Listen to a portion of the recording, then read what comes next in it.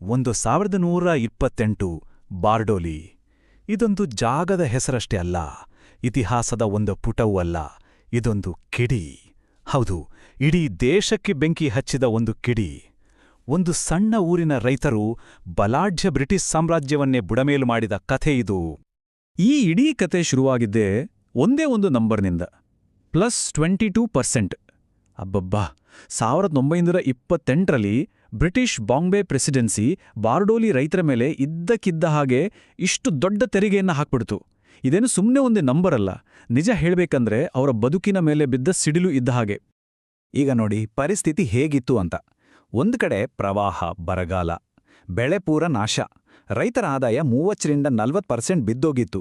ಇನ್ನೊಂದು ಕಡೆ ಸರ್ಕಾರ ಇತ್ತಾ, ಅವ್ರಿಗಿದೆಲ್ಲ ಕಾಣಿಸ್ತಾನೇ ಇರಲಿಲ್ಲ. ಈ ಕಷ್ಟದ ಮೇಲೆ ಬರೆ ಎಳೆದಾಗೆ 22% ಟ್ಯಾಕ್ಸ್ ಜಾಸ್ತಿ ಮಾಡಿಬಿಟ್ರು. ಇದಕ್ಕಿಂತ ಅನ್ಯಾಯ ಇನ್ನೇನಿದೆ ಹೇಳಿ? ಸರಿ, ಸ್ಥಳೀಯ ನಾಯಕರೆಲ್ಲ ಪ್ರತಿಭಟನೆ ಮಾಡಿದ್ರು, ರಿಕ್ವೆಸ್ಟ್ ಮಾಡಿದ್ರು, ಆದ್ರೆ ಸರ್ಕಾರ ಕ್ಯಾರಿಯನ್ ಅನ್ಲಿಲ್ಲ. ಎಲ್ಲ ದಾರಿ ಮುಚ್ಚಿಹೋಯ್ತು ಅಂದ್ಕೊಂಡಾಗ ಆ ಹೋರಾಟಕ್ಕೆ ಒಂದು ಹೊಸ ತಿರುವ ಸಿಕ್ತು. ಅದು ಕೂಡ ಬಾರ್ಡೋಲಿಯ ಮಹಿಳೆಯರಿಂದ. ಅವರು ತೆಗೆದುಕೊಂಡ ಒಂದೇ ಒಂದು ನಿರ್ಧಾರ ಇಡೀ ಚಳುವಳಿಗೆ ಒಬ್ಬ ದೈತ್ಯ ನಾಯಕನನ್ನೇ ಕರೆತಂತು. ಅವರ ಮನವಿ ತುಂಬಾ ಸರಳವಾಗಿತ್ತು, ಆದ್ರೆ ಅದರಲ್ಲೂ ಅಷ್ಟೇ ಶಕ್ತಿ ಇತ್ತು. ವಲ್ಲಭಭಾಯಿ ಪಟೇಲ್ರಿಗೆ ಅವರು ಕಳಿಸಿದ ಸಂದೇಶ ಇಷ್ಟೇ: ಭಾಯ್, ಬಂದು ನಮ್ಗೆ ಸಹಾಯ ಮಾಡಿ. ಇದು ಬರೀ ಒಂದು ರಿಕ್ವೆಸ್ಟ್ ಆಗಿರಲಿಲ್ಲ, ಇದು ಒಂದು ಇಡೀ ಸಮುದಾಯದ, ಅದರಲ್ಲೂ ಅಲ್ಲಿನ ಹೆಣ್ಣು ಮಕ್ಕಳ ನೋವಿನ ಕೂಗಾಗಿತ್ತು. ಆ ಒಂದೇ ಒಂದು ಕರೆ ಪಟೇಲರನ್ನ ಬಾರ್ಡೋಲಿಗೆ ಎಳೆದು ತಂತು. ಆಮೇಲೆ ಹೋರಾಟದ ದಿಕ್ಕೇ ಬದಲಾಗಿ ಹೋಯಿತು.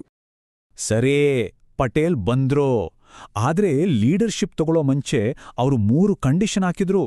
ಅದು ಕೂಡ strict conditions. Number 1, absolute discipline, ಅಂದ್ರೆ ಸಂಪೂರ್ಣ ಶಿಸ್ತು. ನಂಬರ್ 2, ಎಷ್ಟೇ ಕೆರಳಿಸಿದ್ರೂ ಅಹಿಂಸೆ ಬಿಡೋ ಹಾಗಿಲ್ಲ.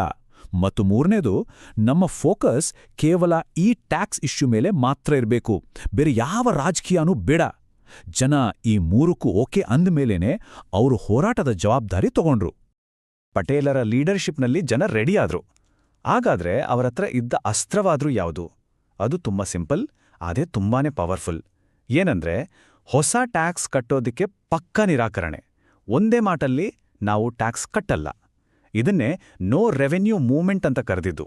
ಅಸಹಕಾರದಿಂದಲೇ ಒಂದು ಸಾಮ್ರಾಜ್ಯವನ್ನ ಎದುರಾಕೊಳ್ಳೋ ಧೈರ್ಯ.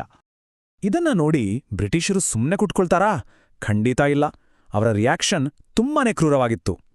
ರೈತರ ಧೈರ್ಯ ಮುರಿಯೋಕೆ ಏನೆಲ್ಲಾ ಮಾಡ್ಬೇಕೋ ಅದೆಲ್ಲ ಮಾಡಿದ್ರು. ಮನೆ, ಜಮೀನು ಸೀಸ್ ಮಾಡಿದ್ರು, ದನಕರುಗಳನ್ನ ಹರಾಜಿಗಿಟ್ರು, ಪ್ರತಿಭಟನೆ ಮಾಡ್ದೋರನ್ನ ಜೈಲಿಗೆ ಹಾಕಿದ್ರು. ಅಷ್ಟೇ ಅಲ್ಲ, ಶಾಂತಿಯಿಂದ ಹೋರಾಟ ಮಾಡ್ತಿದ್ದವ್ರ ಮೇಲೆ ಲಾಠಿ ಚಾರ್ಜ್ ಕೂಡ ಮಾಡಿದ್ರು. ಆದರೆ ಇಲ್ಲೊಂದು ದೊಡ್ಡ ಪ್ರಶ್ನೆ ಬರುತ್ತೆ. ಒಂದ್ ಕಡೆ ಇಡೀ ಬ್ರಿಟಿಷ್ ಸಾಮ್ರಾಜ್ಯ, ಅದರ ಪೂರ್ತಿ ಶಕ್ತಿ. ಇನ್ನೊಂದ್ ಕಡೆ ಬಾರ್ಡೋಲಿಯ ಸಾಮಾನ್ಯ ರೈತರು. ಇಂಥ ಹೋರಾಟದಲ್ಲಿ ಈ ರೈತರು ಹೇಗೆ ಗೆದ್ದು ನಿಲ್ಲೋಕೆ ಸಾಧ್ಯವಾಯಿತು? ಏನಾಗಿತ್ತು ಅವರ ಸೀಕ್ರೆಟ್? ಉತ್ತರ ಒಂದೇ ಒಂದು ವಾಕ್ಯದಲ್ಲಿದೆ: ಸರ್ಕಾರ ಆಸ್ತಿಗಳನ್ನ ಹರಾಜಾಕೋಕ್ ಶುರು ಮಾಡಿದಾಗ ಹರಾಜಿಗೆ ಯಾರೂ ಬರಲೇ ಇಲ್ಲ. ಯೋಚನೆ ಮಾಡಿ, ಇಡೀ ಕಮ್ಯುನಿಟಿನೇ ಒಟ್ಟಾಗಿ ನಿಂತ್ಬಿಡ್ತು. ಸರ್ಕಾರ ಏನೇ ಮಾಡಿದ್ರು ಇವರ ಒಗ್ಗಟ್ಟಿನ ಮುಂದೆ ಅವರ ಆಟ ನಡೀಲಿಲ್ಲ. ಇದಲ್ವಾ ನಿಜವಾದ ಶಕ್ತಿ ಅಂದ್ರೆ? ಬಾರ್ಡೋಲಿಯ ಜನರ ಈ ಧೈರ್ಯ, ಈ ಒಗ್ಗಟ್ಟು ಸುಮ್ಮನೆ ಹೋಗ್ಲಿಲ್ಲ. ಅವರ ಹೋರಾಟದ ಸುದ್ದಿ ನಿಧಾನಕ್ಕೆ ಇಡೀ ದೇಶಕ್ಕೆ ಹರಡೋಕ್ ಶುರುವಾಯಿತು. ಪೇಪರ್ಗಳಲ್ಲಿ, ದೊಡ್ಡ ದೊಡ್ಡ ನಾಯಕರ ಮಾತುಗಳಲ್ಲಿ ಎಲ್ಲೆಲ್ಲೂ ಬಾರ್ಡೋಲಿಯದ್ದೇ ಚರ್ಚೆ. ಒಂದು ಸಣ್ಣ ಊರಿನ ನ್ಯಾಯಕ್ಕಾಗಿ ನಡೀತಿದ್ದ ಹೋರಾಟ ಈಗ ಇಡೀ ದೇಶದ ಹೋರಾಟವಾಗಿ ಬದಲಾಗ್ತಿತ್ತು. ಈ ಟೈಮ್ಲೈನ್ ನೋಡಿ, ಎಷ್ಟು ಬೇಗ ಎಲ್ಲವೂ ಬದಲಾಯಿತು ಅಂತ. ಫೆಬ್ರವರಿಯಲ್ಲಿ ಸತ್ಯಾಗ್ರಹ ಶುರುವಾಯಿತು. ಏಪ್ರಿಲ್ ಬರೋಷ್ಟರಲ್ಲಿ ಇಡೀ ದೇಶದಿಂದ ಸಪೋರ್ಟ್ ಬಂತು. ಹೀಗೆ ಪ್ರೆಷರ್ ಜಾಸ್ತಿ ಆಗ್ತದ ಹಾಗೆ ಕಡೆಗೆ ಮೇ ತಿಂಗಳಲ್ಲಿ ಸರ್ಕಾರ ಬಗ್ಲೇಬೇಕಾಯಿತು. ರೈತರ ಮಾತು ನಿಜಾನ ಅಂತ ಚೆಕ್ ಮಾಡೋಕೆ ರೈಟ್ ಕಮಿಷನ್ ಅಂತ ಒಂದು ತನಿಖಾ ಆಯೋಗವನ್ನ ನೇಮಕ ಮಾಡೇಬಿಟ್ರು. ಈಗ ಕಥೆಯ ಕ್ಲೈಮ್ಯಾಕ್ಸ್. ಆಯೋಗದ ತನಿಖೆ ಮುಗೀತು, ರಿಪೋರ್ಟ್ ಕೂಡ ರೆಡಿಯಾಯಿತು. ಆ ಒಂದೇ ಒಂದು ರಿಪೋರ್ಟ್ ಬಾರ್ಡೋಲಿಯ ಸಾವಿರಾರು ಜನರ ಭವಿಷ್ಯವನ್ನೇ ನಿರ್ಧಾರ ಮಾಡ್ತಿತ್ತು. ಎಲ್ಲರೂ ಉಸಿರು ಬಿಗಿ ಹಿಡಿದಿದ್ರು. ಕೊನೆಗೂ ತೀರ್ಪು ಬಂತು. ಆಯೋಗ ಏನ್ ಹೇಳಿತು ಗೊತ್ತಾ? ಬಾರ್ಡೋಲಿಯ ರೈತರ ಮೇಲೆ ಹಾಕಿರೋ ಟ್ಯಾಕ್ಸು ತಪ್ಪು, ಅದು ಅನ್ಯಾಯ, ಸರ್ಕಾರ ಕೊಟ್ಟಿರೋ ಲೆಕ್ಕಾಚಾರ ಪೂರ್ತಿ ದೋಷಪೂರಿತವಾಗಿದೆ. ಅಂದ್ರೆ ರೈತರ ಮಾತೆ ಸರಿ ಅಂತ ಆಯೋಗ ಒಪ್ಕೊಂಡಿತ್ತು. ಇದು ಸತ್ಯಕ್ಕೆ, ರೈತರ ಹೋರಾಟಕ್ಕೆ ಸಿಕ್ಕಿದ ದೊಡ್ಡ ಜಯ. ಈ ರಿಪೋರ್ಟ್ ಬಂದ್ಮೇಲೆ ಸರ್ಕಾರಕ್ಕೆ ಬೇರೆ ದಾರಿನೇ ಇರಲಿಲ್ಲ. ನೋಡಿ ಏನೇನಾಯಿತು ಅಂತ. ಆ 22% ಟ್ಯಾಕ್ಸ್ ಹೆಚ್ಚಳ ಕ್ಯಾನ್ಸಲ್ ಆಯಿತು. ರೈತರಿಂದ ಕಿತ್ಕೊಂಡಿದ್ದ ಜಮೀನು, ಆಸ್ತಿ ಎಲ್ಲವನ್ನೂ ವಾಪಸ್ ಕೊಟ್ರು. ಅಷ್ಟೇ ಅಲ್ಲ, ರೈತರಿಗಾಗಿದ್ದ ನಷ್ಟಕ್ಕೆ ಪರಿಹಾರ ಕೂಡ ಸಿಕ್ತು. ಕೊನೆಯದಾಗಿ ಜೈಲಲ್ಲಿದ್ದ ಎಲ್ಲರನ್ನೂ ಬಿಡುಗಡೆ ಮಾಡಿದ್ರು. ಇದು ಪರಿಪೂರ್ಣ ಗೆಲುವು. ಈ ದೊಡ್ಡ ಗೆಲುವಿನ ಸಂಭ್ರಮದಲ್ಲಿ ಬಾರ್ಡೋಲಿಯ ಜನ ತಮ್ಮ ನಾಯಕನಿಗೆ ಬರೀ ಥ್ಯಾಂಕ್ಸ್ ಹೇಳಿ ಸುಮ್ಮನಾಗ್ಲಿಲ್ಲ. ಬದಲಿಗೆ ಪ್ರೀತಿಯಿಂದ, ಗೌರವದಿಂದ ಒಂದು ಬಿರುದನ್ನೇ ಕೊಟ್ರು. ಅದು ಬರೀ ಒಂದು ಪದ ಅಲ್ಲ, ಅದು ಅವರ ಮನಸ್ಸಿನ ಮಾತು. ಆ ಬಿರುದು ಸರ್ದಾರ್ ಅಂದ್ರೆ ನಮ್ಮ ನಾಯಕ, ನಮ್ಮ ಲೀಡರ್ ಅಂತ. ಅಂದಿನಿಂದಲೇ ವಲ್ಲಭಭಾಯ್ ಪಟೇಲ್ ಸರ್ದಾರ್ ವಲ್ಲಭಭಾಯ್ ಪಟೇಲ್ ಆದ್ರು. ಇದು ಸರ್ಕಾರ ಕೊಟ್ಟ ಬಿರುದಲ್ಲ, ಜನರೇ ಮನಸ್ಸಾರೆ ಕೊಟ್ಟ ಬಿರುದು.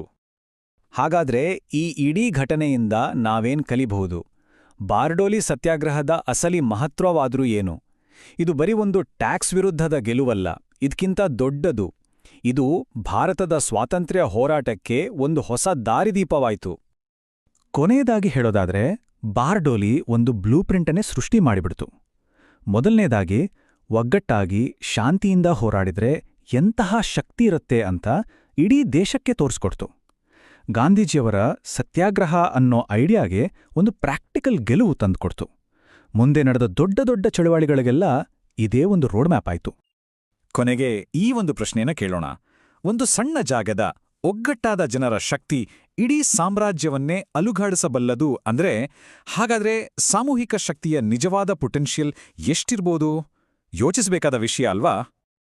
ಇನ್ನೂ ಈ ತರಹ ಹೆಚ್ಚು ವಿಡಿಯೋಗಾಗಿ ನಮ್ಮ ಚಾನೆಲ್ ಸಬ್ಸ್ಕ್ರೈಬ್ ಮಾಡ್ಕೊಳ್ಳಿ. ಹಾಗೆ ನಿಮ್ಮ ಅನಿಸಿಕೆನ ಕೆಳಗಡೆ ಕಮೆಂಟ್ ಮಾಡಿ. ಹೌದು. ಸಿಗೋಣ ಮುಂದಿನ ವಿಡಿಯೋದಲ್ಲಿ. ನಮಸ್ಕಾರ.